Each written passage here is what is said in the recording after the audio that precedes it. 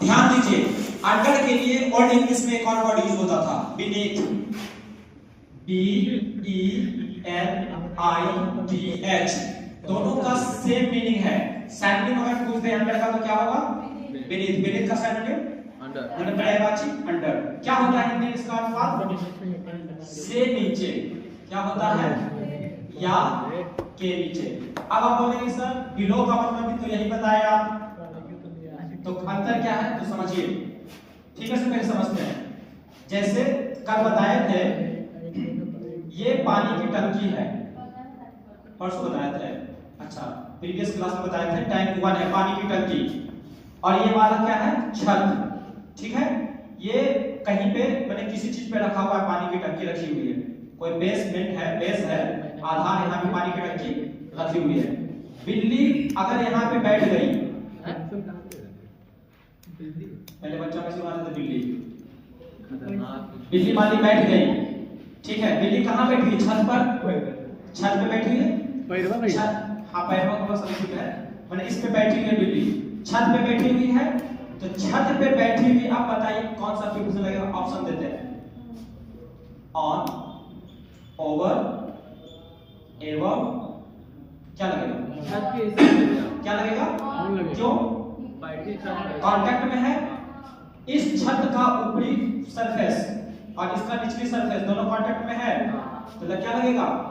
On, ठीक है, यहाँ पे ऑन लगेगा। अगर हम बोलेंगे कि बिल्ली छत पर है या छत पर बैठी है, the cat is sitting on the roof, लेकिन हम बोलेंगे कि बिल्ली, जैसे ये पूरी टंकी है, यहाँ से यहाँ तक पूरी टंकी है, हम बोलेंगे कि बिल्ली टंकी के नीचे है। अब अंडर कैसे रहेगा समझिए, ये टंकी है, क्या बिल्ली टंकी से सटी हुई है? जैसे ओवर में क्या आता था, यहाँ पे जब सटा हुआ नहीं हो तो क्या लगता था? ओवर। उसी प्रकार से जब इस वस्तु के नीचे कोई वस्तु और सटा हुआ ना हो तो क्या लगेगा? क्या लगेगा? अंडर। जैसे जब सटा हुआ ना हो तो ओवर, और इसमें जब नीचे जब सटा हुआ ना हो तो अंडर। ऊपर ना सटा हो तो ओवर, नीचे ना सटा हो तो अंडर। अब ये टंकी है, टंकी में सटी हुई है बिल्ली, नहीं तो क्या लगेगा? अंडर। अगर हम इसको बोलेंगे कि बिल्ली टंकी के नीचे है तो क्या होगा? The cat is under the tank. जैसे मान लिया जाए हम यहाँ पे खड़ा है, कोई बिल्ली आके यहाँ पे बैठ गई, किसके अंडर है? मेरे अंदर, अंडर मी, मेरे अंडर है, और किसके ऊपर है? इसके ऊपर है। ये क्या है? स्टेज। स्टेज के ऊपर है, ऑन द स्टेज, लेकिन अंडर किसके है? मेरे। समझ गए? ठीक, तो आप इसको लिखेंगे अंडर का, लिखिए ए, इसका प्रयोग एक बार समझा दे। अच्छा फिर से कोई बात नहीं, समझ लीजिए। देखिए, और जैसे बिल्ली यहाँ पे टंकी है, टंकी किसी चीज पे रखी हुई है, बेसमेंट में, ठीक है, तो यहाँ पे टंकी इस पे रखी, दोनों का सरफेस कांटेक्ट में है, क्या लगेगा? ऑन लगेगा, दोनों का सरफेस कांटेक्ट में आ गया, तो यहाँ पे क्या बनेगा? The tank is on a basement, या ऑन द बेस। उसी प्रकार से बिल्ली कहाँ पर है? छत पर है, तो छत, बिल्ली का निचला हिस्सा, छत का ऊपरी हिस्सा, दोनों कांटेक्ट में है, कौन सा प्रीपोजिशन? और ऑन। जैसे बताया था स्टिल, और मेरा हाथ है, तो मेरा हाथ किस पर है? On my head. कांटेक्ट में दोनों, इसका ऊपरी हिस्सा और इसका निचली हिस्सा कांटेक्ट में सटा हुआ है, तो ऑन। उसी प्रकार से बिल्ली छत पर बैठी हुई है, तो बिल्ली जब छत पे बैठी है तो बिल्ली का निचला हिस्सा और छत का ऊपरी हिस्सा कांटेक्ट में सटा हुआ है, क्या लगेगा? जैसे ही कांटेक्ट मतलब सरफेसेस कांटेक्ट में आ जाए, सट जाए, तो ऑन, तो हम बोलेंगे the cat is on the roof. ठीक, अब समझिए, ये तो ऑन हो गया। अंडर कैसे लगेगा? इसी चीज को हम दूसरे रूप में बोलना चाहें कि बिल्ली टंकी के नीचे है, तो क्या लगेगा? बिलो लगेगा, मतलब क्या लगेगा? बिलो लगेगा या अंडर लगेगा? और कुछ था, चलिए दो लेते हैं, क्या लगेगा? देखिए अंडर क्यों लगेगा समझिए। अंडर इसलिए लगेगा कि जैसे ओवर लगता था कि किसी वस्तु के ऊपर कोई वस्तु है और कांटेक्ट में नहीं है, क्या लगता था? उसी प्रकार से किसी वस्तु से कुछ नीचे सटा हुआ नहीं हो, कुछ नीचे क्या हो, कोई वस्तु, तो क्या लगेगा? अंडर। क्या ये बिल्ली टंकी के नीचे है? क्या ये बिल्ली टंकी से सटी हुई है? दोनों फुलफिल होना कंडीशन, एक तो वस्तु के नीचे है और कांटेक्ट नहीं है, सटा हुआ नहीं है, तो क्या होगा? अंडर। तो अगर हम बोलेंगे कि बिल्ली, यहाँ पर लिखिए अंडर का, जब कोई वस्तु किसी वस्तु से सटी हुई ना हो तथा सटी हुई ना हो तथा उस वस्तु से कुछ नीचे हो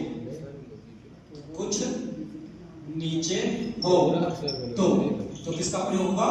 अंडर या बीनीथ का भी कर सकते हैं। ऑप्शन अगर देखिए एग्जाम में कभी ऐसा नहीं होगा कि दे देगा अंडर और बीनीथ, कभी नहीं होगा कि आपको दोनों ऑप्शन देगा, दोनों देगा बोथ अंडर और बीनीथ ऑप्शन, सही ऑप्शन के लिए दोनों में से कोई एक देगा। ये बीनीथ जो है ना ओल्ड इंग्लिश है, पहले यूज होता था, जैसे भी योर बोलते हैं ना, योर तुम्हारा के लिए मॉडर्न इंग्लिश, पहले योर को बोलते थे दाई, TH Y, इसका मतलब क्या होता था?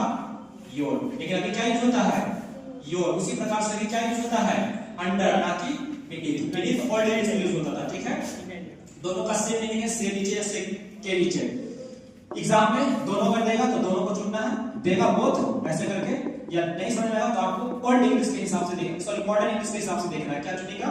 अंडर, ठीक है। वैसे ऐसा कंफ्यूजन नहीं देगा। अब तो यह लिखा जब कोई वस्तु किसी वस्तु से सटी हुई ना हो, सटी हुई नहीं है, दूसरा दूरी भी है, कुछ नीचे है, तो क्या लगेगा? अंडर। एग्जांपल लिखेंगे। पहला, बिल्ली टंकी के कहां है? नीचे है, तो क्या होगा? द कैट इज अंडर या बिलो? अंडर या बिलो द टेबल। अब इसमें कौन सा सही? अंडर या बिलो? दूरी और सटा हुआ ना हो तो अंडर, बिलो नहीं। बिलो कंपैरिजन के लिए होता है, और साथ ही साथ बिलो कब होता है? बिलो संख्यात्मक या मात्रात्मक दूरी को बताने के लिए। इसमें पता चला कितना नीचे कितना ऊपर है? नहीं, तो इसमें क्या होगा? अंडर, जब सटा हुआ ना हो, एटसेट्रा। चलिए, अंडर का प्रयोग हो गया। और अंडर का एक और प्रयोग बताया ग्रुप के लिए, ऊपर लिखे थे, जब ग्रुप में दिखाना हो। कब? मैंने एक ग्रुप, जैसे अंडर 19 क्रिकेट मैच हो रहा है, मैंने वैसा क्रिकेट मैच हो रहा है, टेबल लिख दिया, सॉरी, अंडर द टैंक। हाँ सॉरी, यहाँ पे क्या होगा? टंकी है ना, टेबल होता है तो टेबल, टंकी तो टैंक, ठीक है, एक्सेट्रा इत्यादि। अब हम अंडर देख लिए, अब हम देखेंगे बिटवीन, एमंग, एमंग्स्ट, अमिड्स, इन सबको एक साथ देखते हैं क्योंकि सब एक ही ग्रुप का है, ठीक है, समझ में आ जाएगा। जैसे ओवर, ऑन, एवं, अंडर, ये सब एक ग्रुप का था, ऊपर नीचे वाला था, वो क्या है? के बीच वाला। तो उसको देखते हैं। इसको इसमें कुछ पूछना अभी तक में? अभी तक में कोई प्रश्न हो तो पूछ लीजिए, किसी प्रकार का संशय, कोई doubt?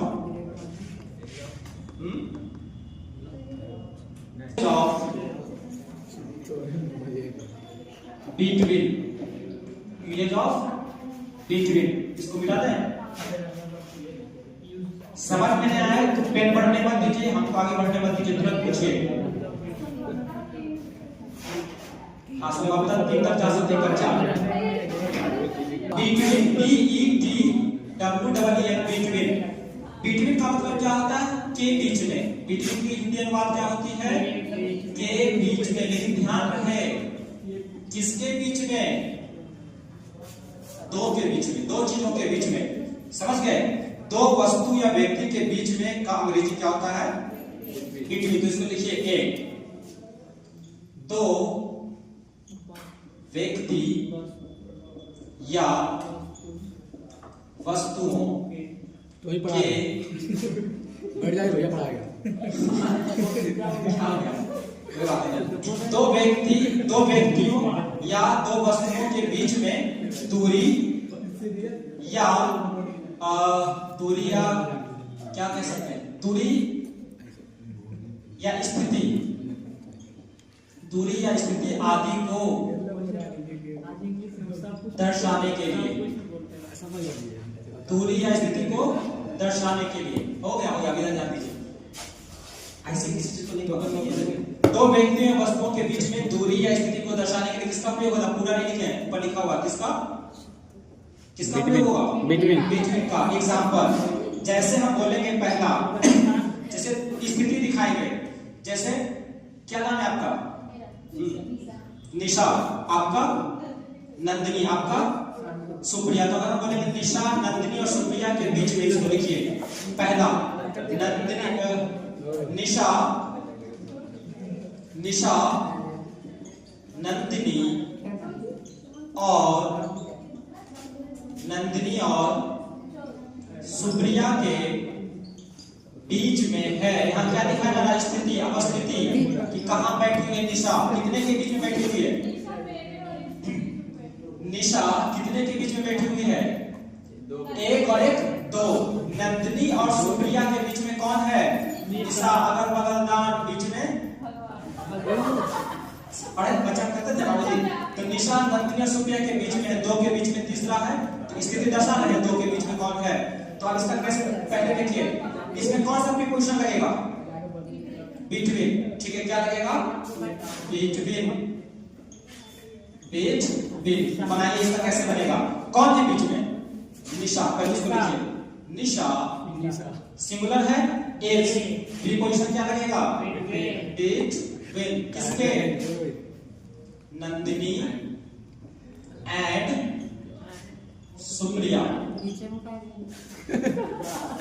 Nisha is between Nandini and Supriya. आप समझिए, एक चीज और यहाँ पे ध्यान देना है, जब भी ट्रांसलेशन या कोई इंग्लिश सेंटेंस हो, ध्यान दीजिए, बहुत इंपॉर्टेंट चीज बता देता हूं, वेरी वेरी इंपॉर्टेंट।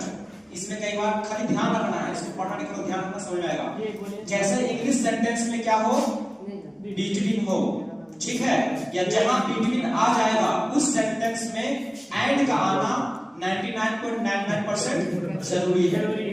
क्यों? क्योंकि बिटवीन कितने लोगों के बीच की स्थिति दर्शाता है, तो दो के बीच में एक एंड आएगा तभी तो दोनों अलग होगा। हम ऐसे लिख सकते हैं कि निशा इज बिटवीन नंदिनी सुप्रिया, पता चलेगा कि दो एक ही नाम है, तो दो दर्शाने के लिए एंड आएगा, तो इसका मतलब ये हुआ पहली बात कि दो के बीच में दूरी या स्थिति, दो वस्तुओं के बीच में दूरी या किसी प्रकार की अवस्थिति या सिटिंग अरेंजमेंट, किसी भी चीज को दर्शाने के लिए दो के बीच में क्या यूज होता है? बिटवीन का, पहली बात। लेकिन जैसे ही बिटवीन आ जाएगा सेंटेंस में क्या आएगा? एंड। अब अगर एग्जाम में ऐसे दे दिया, निशा इज बिटवीन नंदिनी ब्लैंक, खाली स्थान सुप्रिया, ऑप्शन है एंड, ओवर, एवं, क्या लगेगा? एंड। बिटवीन आ गया तो क्या लगेगा? आप मिलकर एंड लगा देना है। ठीक, एक चीज आप इतना प्रैक्टिस कर लीजिए कि आप मुझ के भी लगा सकती हैं, मतलब कहने का मतलब बढ़िया से सीखना है, एटसेट्रा। अब अच्छा, इसी में एक और एग्जांपल देते हैं, छोड़िए दूसरा एग्जांपल। दूसरा अगर हम बोलेंगे कि नेपाल